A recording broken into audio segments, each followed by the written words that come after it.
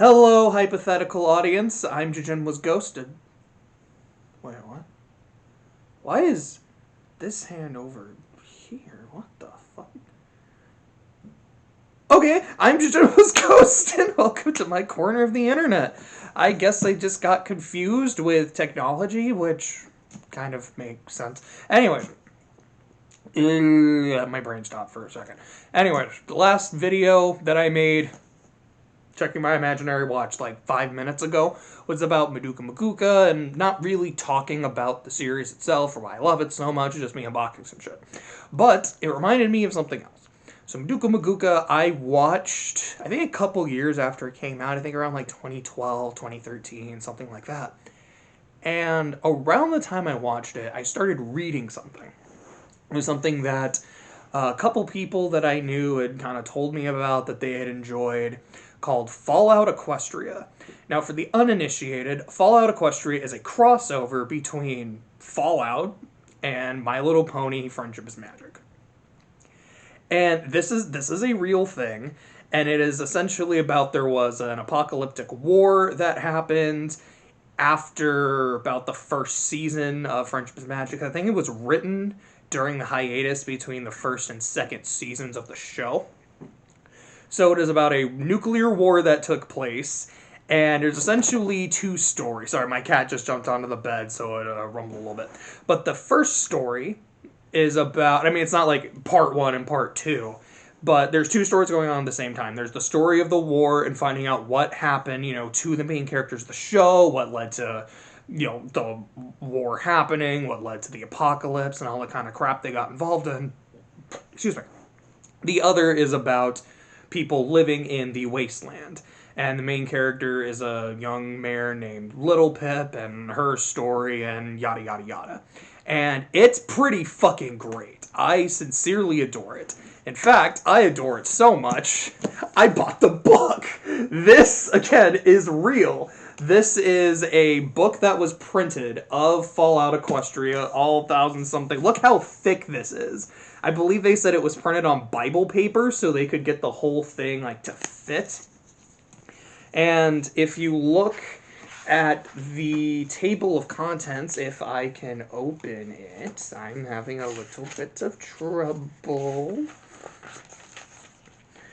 The table of contents, the acknowledgments, so that I would assume that would be after the whole story ends, is on page, can you read it? I don't know, but it says on page 1,647. So this is a long bitch. It is super long, it is super thick, and you know what?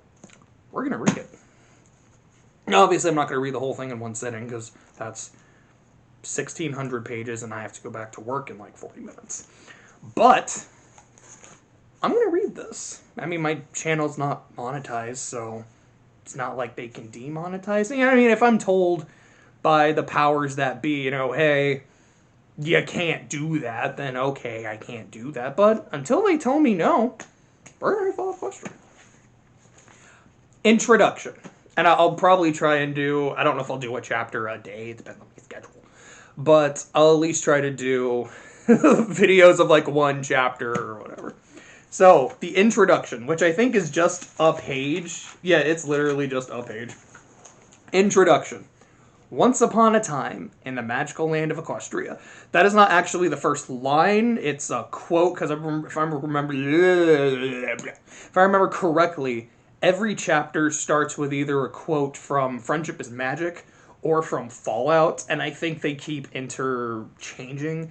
So I think the introduction says Once Upon a Time in the Magical Land of Equestria, and I believe the next chapter starts with War Never Changes.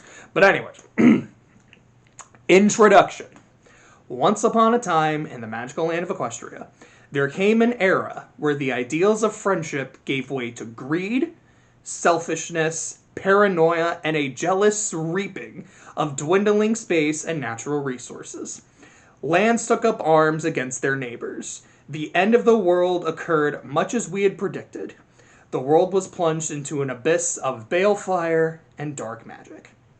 The details are trivial and pointless. The reasons, as always, purely our own. The world was nearly wiped clean of life, a great cleansing. A magical spark struck by pony hooves quickly raged out of control. Mega spells rained from the skies. Entire lands were swallowed in flames and fell beneath the boiling oceans. Pony kind was almost extinguished, their spirits becoming part of the ambient radiation that blanketed the lands. A quiet darkness fell across the world. But it was not, as some had predicted, the end of the world. Instead, the apocalypse was simply the prologue for another bloody chapter in pony history. In the early days, thousands were spared the horrors of the Holocaust by taking refuge in enormous underground shelters known as stables. But when they emerged, they had only the hell of the waste to greet them. All except those in Stable 2. For on that fateful day, when spellfire rained from the sky, the giant steel door of Stable 2 swung closed and never reopened. And that's the introduction. How long is the first chapter? I don't remember. Oh shit, I'm about to sneeze.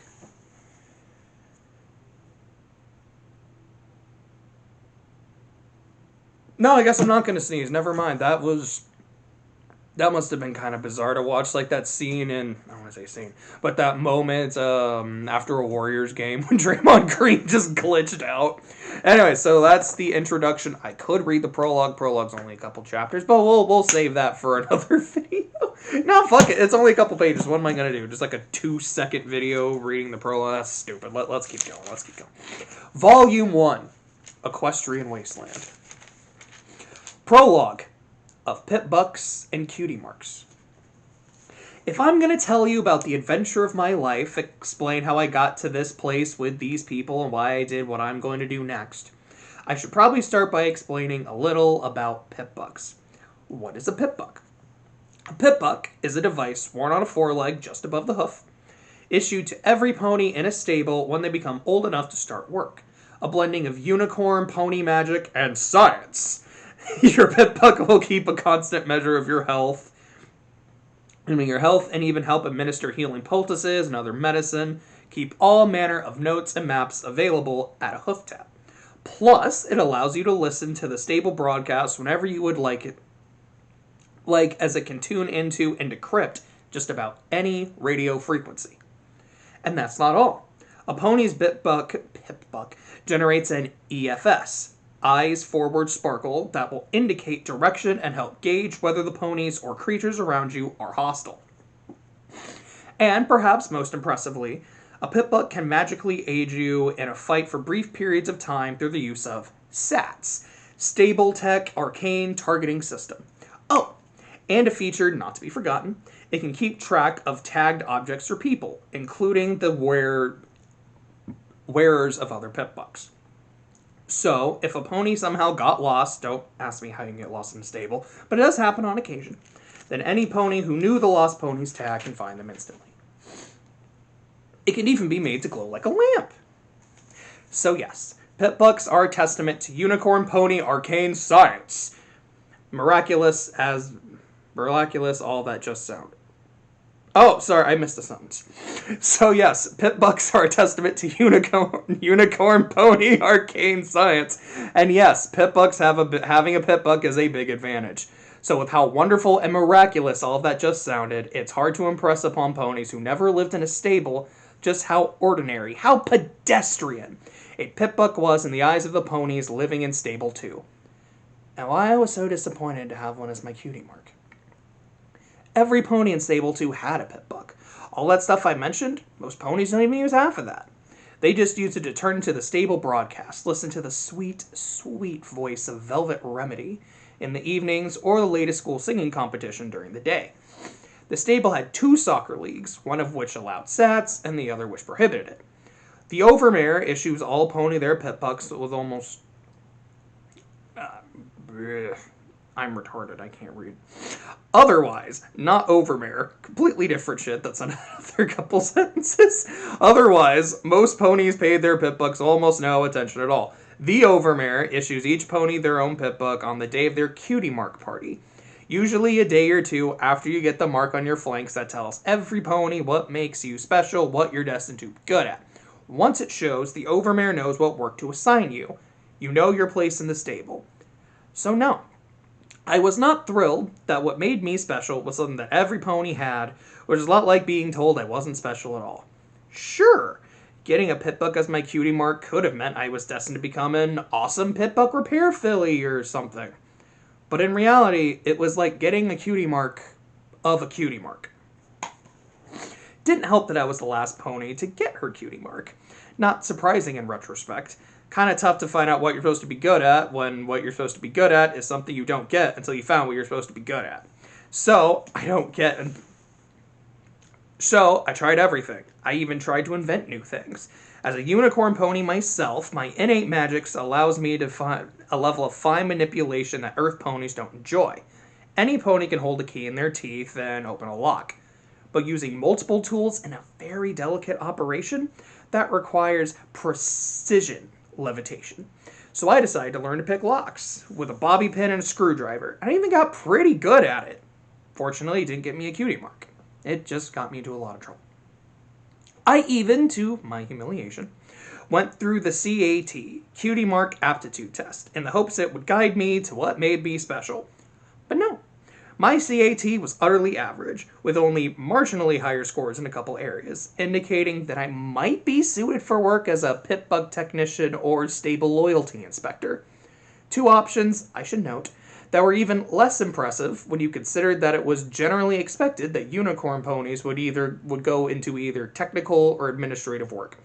That is, except the unicorn ponies who are natural artists, like Velvet Remedy. As I said before, our inherent magic allows us the sort of fine manipulation that technical work demands. Likewise, the Overmare and her government were always unicorn ponies.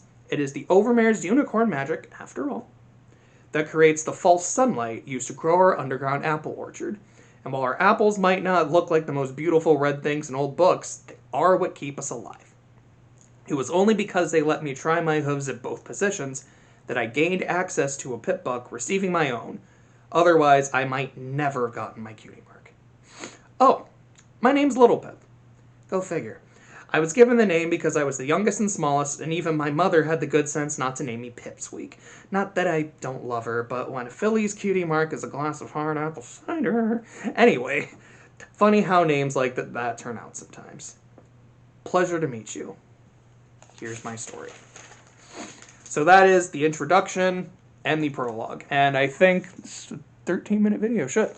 So I guess that is a good time to end. That is the introduction and the prologue, like I just said like 4 seconds ago. And it probably sounded fine, maybe a little silly, with terms